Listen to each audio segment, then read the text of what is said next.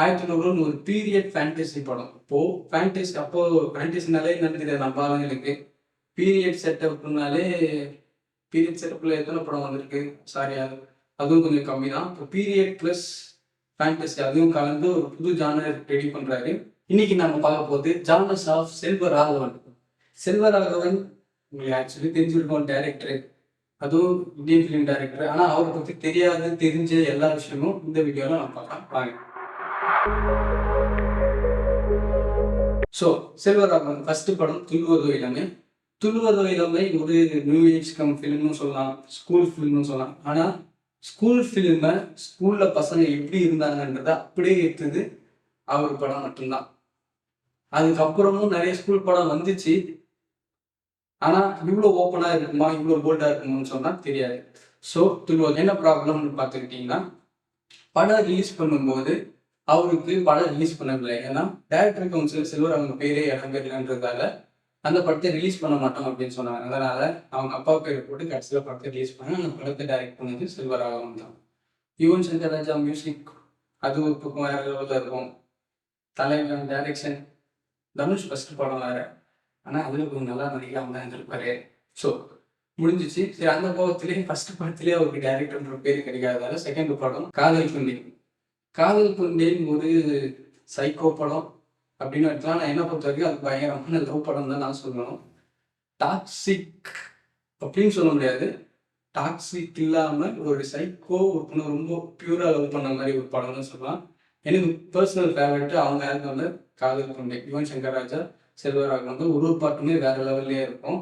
அது மாதிரி தனுஷ் சூப்பராக ஆக்ட் பண்ணியிருப்பாரு. இதுக்கு தெரியும் செகண்ட் படத்தில் தான் நல்லா ஆக்ட் பண்ணியிருக்கா ஸ்டார்ட் பண்ணாருன்னு நினைக்கிறேன். ஃபர்ஸ்ட் படம் பெருசாக இருக்காது. அதுக்கு காரணம் செல்வராகவன் தான். ஷூட்டிங் ஸ்பாட்ல அடிப்பார்லாம் கேள்விப்பட்டோம். அது தெரியாது. அடுத்த படம் அந்த படம் இட்டுக்கு அப்புறமா அவரோட பேரே வேற லெவல் ஆயிடுச்சுன்னே சொல்லலாம். எப்படி சொல்லணும்னா AM Rathnam one of the most wanted ப்ரொடியூசர்னு சொல்லலாம். அவர் கூப்பிட்டு இவருக்கு ஒரு படம் உண்டாரு. அவர் பையனை வச்சு அதுதான் 7 ரெயின்போ காலனி. அது ஒரு மாதிரி பியூர் படம். ஆனால் நான் பார்த்து வரதெல்லாம் லவ் படம். ஆனால் அதில் அவ்வளோ ரியலிசம் இருக்கும். பசங்க எப்படி இருப்பாங்க, நீங்கள் அந்த 7 ரெயின்போ காலனின்னு பார்த்தா அவ்வளோ போல்டாக ஓப்பனாகவே பேசியிருப்பாரு. அதுதான் நம்ம தலைவன் டச்சுன்னு கூட சொல்லலாம். பர்சனலாக எனக்கு ரொம்ப பிடிக்கும், நான் சொல்கிறேன். ஸோ இந்த இதுலேயே இப்படி பண்ணிட்டு இருக்கும்போது யாராக இருந்தாலுமே இதுக்கப்புறமும் ஒரு 20 லவ் படம் அப்போ இருந்த பீரியடில் கண்டிப்பாக பண்ணியிருக்க சான்ஸ் இருக்குது.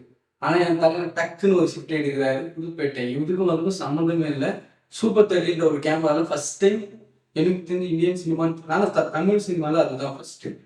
சூப்பர் 30ன்னு சொல்லிட்டு ஒரு கேமரா. இப்போ பார்த்தாவே சினிமாட்டோகிராஃபி வேற லெவலில் இருக்கும். அந்த மாதிரி ஒரு படம், கேங்ஸ்டர் படம். பிஜிஎம் எடுத்துக்கணும்னா கூட காட்ஃபாதர் பிஜிஎம் மாதிரியே இருக்குங்க. காட்ஃபாதர் போய் நீங்கள் கேட்கலாம், போய் பிஜிஎம் கேட்டு பாருங்க. அப்படியே இந்த பக்கம் புதுப்பேட்டை கேட்டு பாருங்க. அப்படியே இருக்கும். காப்பின்னு சொல்ல இன்ஸ்பிரேஷன்லாம் வேற லெவல்லே இருக்கும். டில் டேட் யுவன் சங்கர் ராஜாவோட பெஸ்ட்னா அந்த பிஜிஎம் தான். அடுத்தது போகிறாரு. அதுக்கப்புறமா ஸ்ட்ரெயிட்டாக 1001. 1001 ஆல்ரெடி அதை பற்றி நிறைய பேசியிருக்காங்கன்னே சொல்லலாம். எனக்கு தெரிஞ்சு அதுக்கு 1001க்கே ஒரு தனி வீடியோ போடலாம். அவ்வளோ விஷயம் இருக்குது. 1001 ஒரு பீரியட் ஃபேண்டசி படம். அப்போ ஃபேண்டசினாலே என்னன்னு தெரியாது நம்ம ஆளுங்களுக்கு. பீரியட் செட்டப்பில் எத்தனை படம் வந்திருக்கு? சாரி அதுவும் கொஞ்சம் கம்மி தான். இப்போ பீரியட் ப்ளஸ் ஃபேண்டசி அதுவும் கலந்து ஒரு புது ஜானர் ரெடி பண்ணுறாரு. அந்த ஜானர் தான் 1001. மியூசிக்காகவும் ரொம்ப ஹிஸ்டாரிக்கலாகவும் இருக்கும். மியூசிக்கலாக ஜிவி பிரகாஷ் குமார் மியூசிக். அப்புறம் கார்த்தி. எனக்கு தெரிஞ்சு கார்த்திலாம் ரொம்ப பெஸ்ட்டுன்னு தான் சொல்லலாம். ஃபர்ஸ்ட் படம் பருத்தி வீரன் முடிச்சுட்டு அப்படியே செகண்ட் படம் 1001 மொழி தான். அதுவும் சரியான படம். அது ஆக்சுவலாக நான் ரொம்ப டீட்டெயிலாக சொல்ல விரும்பல. நான் அதுக்குன்னு ஒரு தனி வீடியோ போகிறேன். 1001 ஒரு பயங்கர லோ கொடுக்குது அவருக்கு. ஆக்சுவலாக படம் மொக்க படம்னு சொல்லி ரொம்ப இது கொடுக்குதுன்னு சொல்லலாம். ஆனால் தெலுங்குல பயங்கரமாக ஹிட்டான படம். அடுத்ததான் மயக்கமில்லைன்னு ஒரு படம் எடுக்கிறாரு. கோவத்தில் இட்டு கொடுக்கணும்னு எடுக்கிறாரு. அந்த படம் வேற லெவல் பர்சனல் ஃபேவரட்டு. சூப்பராகவே இருக்கும். 1001 ஒரு ஃபேண்டசி. அவரோட ஜானர் ஷிஃப்டே வேற லெவலில் இருக்கும். 1001 ஒரு ஃபேண்டசி பீரியாடி. இந்த சைடு பார்த்தோன்னா ஒரு கம்மிங் ஆஃப் ஏஜ் படம் மாதிரி கூட சொல்லலாம். அதுதான் மயக்கமில்லை சரி ஓரளவுக்கு ஹிட் ஆகிடுது. அதுக்கு அடுத்ததும் அவர் அந்த மாதிரி கண்டினியூ பண்ணலாம் மேபி. இப்போ நம்ம பேரலல் யூனிவர்ஸ் லூப் அதெல்லாம் பேசிகிட்டு இருக்கோம். தலைவன் அப்படியே தொட்டார். பேரலல் யூனிவர்ஸ் இரண்டாம் படம் ஒரு பேரலல் யூனிவர்ஸ் அந்த மாதிரி ஒரு கான்செப்ட் தான். அந்த படமும் ஃப்ளாப்பு. அதுவும் அவர் இது கொடுக்கல. அதுக்கப்புறமா ஒரு டைம் பீரியடுக்கு அப்புறம் ஒரு படமே பண்ணாமல் இருக்காரு.